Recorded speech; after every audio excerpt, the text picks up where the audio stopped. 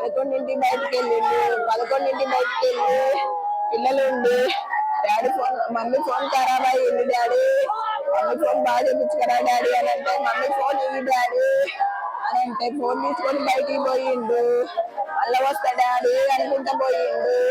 పోయి 4 గంటలకి నాడుబిడ్డ భర్త ఫోన్ చేస్తే మళ్ళీ ఆడున్నావు అని అంటే బాబా నేను క్యాంప్ ఆఫీస్ లో ఉన్నా, నేను 11ంటికి వస్తా.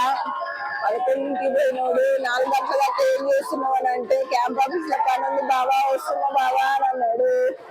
సరే మధు రామధు అని చెప్పిండు. అనగానే మళ్ళా ఫోన్ చేసిండు, మళ్ళా ఎత్తిండు. ఎత్తి బాబా నేను ఇంటికి వస్తున్నా అని చెప్పిండు. అని చెప్పగానే 8:30కి మళ్ళా నా దగ్గరకు వచ్చిండు నాడుబిడ్డ భర్త.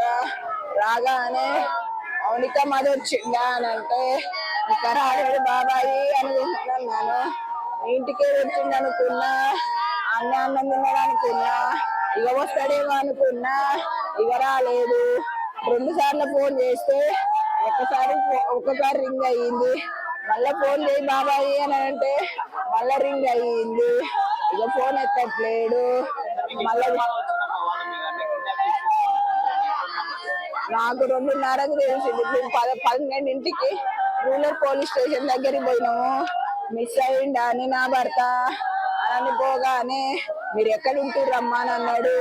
మేము ఇక్కడ సూర్యాపేటలోనే టౌన్ లోనే ఉంటున్నాము అని చెప్పిన.